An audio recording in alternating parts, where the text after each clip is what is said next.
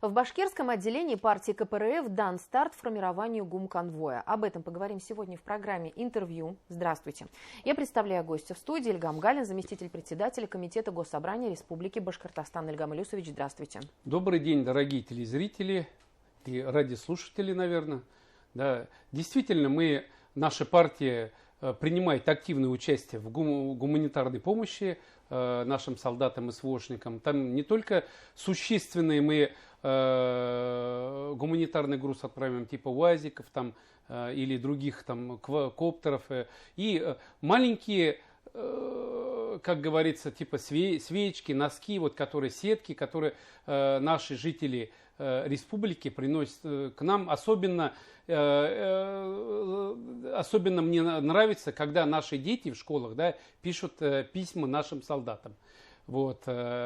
Конечно, эти письма попадают даже чужим людям, да, но наши солдаты эти письма в основном берегут у себя. Либо под подушку ложат, как говорится, либо внутри гимнастерки есть маленькие кармашки, туда ложат и зачитывают. Это трогает, когда вот это все видишь-то.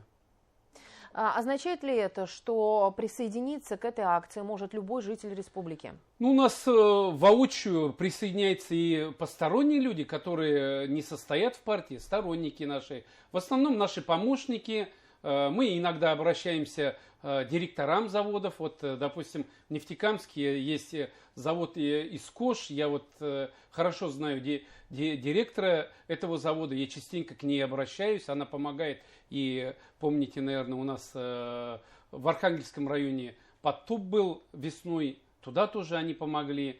И частенько приходится обращаться и предпринимателям тоже, которые далеки от политики. Ну, у них есть чувство достоинства, чувство долга, что Родину надо любить. Не за деньги, а за то, что они живут у нас, и мы друг друга уважаем и любим, и вот типа этого. Родину надо защищать, как свою мать. Ильгам Илюсович, сколько будет продолжаться сбор гумконвоя? Ну, пока мы не одержим победу. Я имею в виду именно вот этого гумконвоя. Мы хотим уже где-то в конце ноября отправить, но мы же ежеквартально это отправляем. У нас есть переходящие моменты. Если, допустим, человек гуманитарную помощь принес последний день, где у нас, допустим, уже машина забилась полностью, мы это оставляем и в следующий раз отвозим. Или также в ручном режиме. Ну, мы частенько и совместно с правительством Республики Башкортостан принимаем участие. Буквально мы успели на 170-й гумконвой отправить УАЗик с сетками, там, с генераторами и так далее и тому подобное. Вот типа такого-то. То участвуем. Ну, то есть эта акция бессрочная, можно в любой день прийти, да, потому что все равно, если не в этот гумконвой, то в следующий можно будет отправить. Ильгам Илюсович, если говорить непосредственно о деятельности партии в плане исторической памяти, то в ноябре, 7 ноября отмечается День Октябрьской революции. Это историческая дата для нашей страны. Какие мероприятия предполагаются? Мы повсеместно готовимся к этому, то есть районы, города, первые секретари совместно с коммунистами проводят субботники возле памятников и бюстов Ленина. То есть где-то убирают листья, где-то подкрашивают. Вот, и мы повсеместно готовимся к празднованию Дня Великой Октябрьской революции. Будут возложения цветов, будут проводиться митинги. К этому времени наши дети войны, союз офицеров и уже представители более старшего поколения посещают учебные заведения, проводят открытые уроки, рассказывают уже о наших героях современных, которые у нас на СВО, и рассказывают о наших героях, которые уже воевали во время Великой Отечественной войны. Если говорить о вашей именно законотворческой деятельности, как заместителя председателя Комитета Госсобрания, то какие законопроекты сегодня разрабатываются? Вот сегодня отчитывалась Молодежная палата. Они отчитались. Наши законы, которые ранее мы вносили, да, они, оказывается, были востребованы. Многие про эти законы не знали. В основном молодежь акцентировала, что нужна им работа. То есть институты заканчивают, и потом у них опыт работы ждут. Откуда у студента опыт работы? Вот если бы они в свое время поддержали наш законопроект, первое рабочее место, как раньше во время СССР студентам предоставлялась работа, практика, или отправляли по направлению, там на 2-3 года, по-моему, после этой отработки у него уже появлялся стаж. Вот типа такого закона, который мы вносили, он почему-то в то время не поддержался, как законом Красного Знамени Победы. Мы в 2018 году его вносили, потом почему-то нам сказали, этот закон давайте реанимируйте, мы внесем. И вот сейчас вот этот закон, первое рабочее место, он востребован. Потому что молодежь, она сама говорит, нам дайте работу. Их на работу не берут, потому что опыта работы-то нету. Нету работы. А если бы этот закон был бы, да, первое рабочее место, то государство обязано было предоставить им первое рабочее место. 2 года он отработал, у него появляется опыт работы, и любая организация уже берет на работу своего же человека, своего же студента, своего молодого человека. Вот в УМПУ, конечно, да, он молодец, ими величко, организовал уже внутри завода школы. Там конвейер. Пришли 100 человек, отучились, получили практику, остались работать. Ну, не везде так. Не везде так. Даже врачам нужен опыт работы. Вот закончил институт, молодой студент, да, он где должен опыт работы получить? Он учился, отработал, то есть отучился 6 курсов, он должен завтра пойти работать. Он опыт работы получить, он должен где-то же работать, правильно? А у него нету работы. А если бы было первое рабочее место, то государство ему железобетонно предоставило условия, что он отработает вот эти 2-3 года, у него же есть опыт. Он получит, допустим, диссертацию, пока он работает, и так далее, и тому подобное. И у нас готовый специалист был. Учителей то же самое. Сейчас учителя просто разъезжаются. Куда ни приедь, вот в Казахстан приедь, наши учителя, в Узбекистан приедь, наши учителя, в Таджикистан, везде наши учителя. Женщины как на вахту ездят, на работу туда. Почему? Я у них спрашиваю. Потому что они создали хорошие условия. А мы почему не можем создать хорошие условия? У нас скоро учителей уже не будет. Не будет учителей. Надо было поднять им зарплату. Мы уже сколько лет говорили, давайте поднимем. Ладно, фельдшерам Министерство здравоохранения пошло навстречу, когда уже наши ФАПы, которые установили в районах и городах, стояли пустые, сделали хорошо. Сейчас у нас ФАПы все работают. Это достопримечательность любого района, любой деревни. Я сам туда приезжаю, иногда встречаюсь с людьми, разговариваем мы, там собираются люди и проводят какое-то мероприятие. Даже общение. Это в деревне, это уже хорошо. Не говоря уже о диагностике. Диагностика порой проводится в дистанционном режиме. То есть кардиограмму снял, отправил в министерство или в республиканскую больницу, уже дают анализы. Вот это с учителями надо то же самое.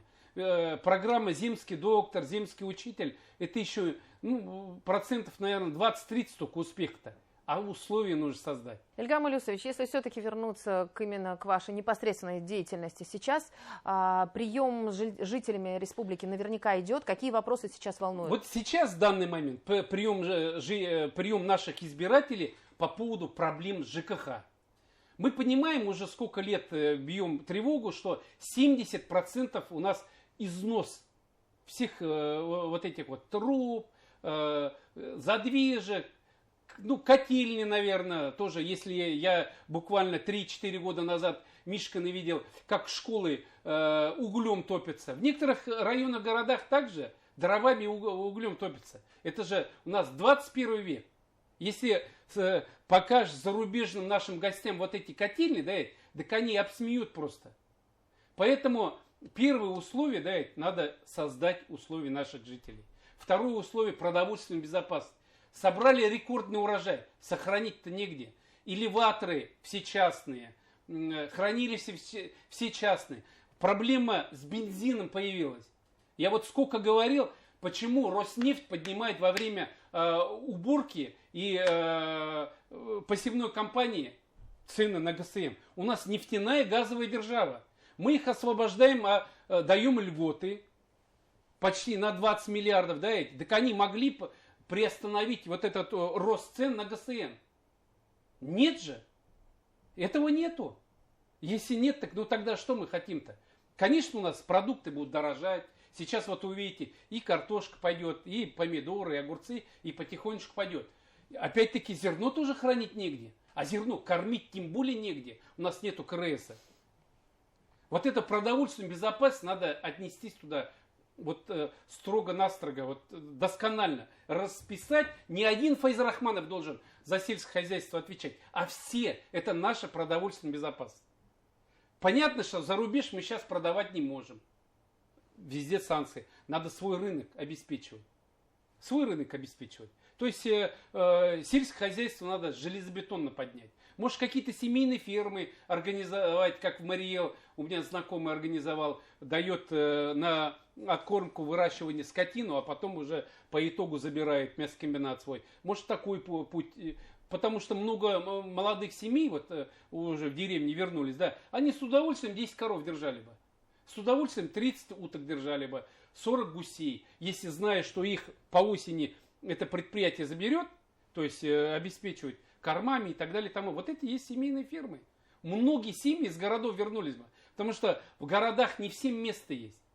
Рабочее место тоже мало. Если даже ты достойную зарплату получаешь, у тебя продуктовые магазины все съедает. Придешь в продуктовый магазин, элементарно купить на стол 3000 рублей надо отдать. Хлеб, сахар и так далее и тому подобное.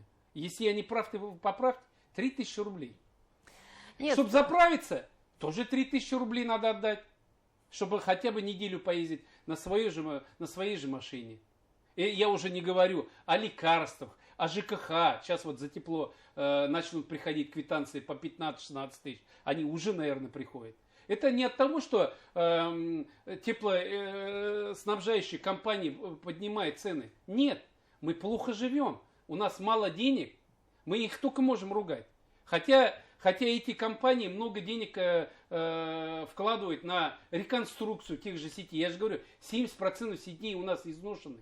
Ильгам Илюсович, спасибо огромное. Я предлагаю в следующем нашем интервью, уже которое состоится в следующем месяце, ваши предложения, чтобы вы нам подсказали, как сделать так, чтобы мы жили лучше, какие будут предложения. Констатация факта понятна. Да, есть моменты, над которыми нужно работать, но давайте будем в следующем интервью думать о том, как это сделать лучше. Спасибо огромное. Хорошо, спасибо. Расскажу, как надо лучше работать. Спасибо. Это была программа «Интервью», и сегодня у нас в студии был Ильгам Галин, заместитель председателя Комитета Госсобрания Республики Башкортостан. Я Роза Хабибуллина. Спасибо, что были с нами.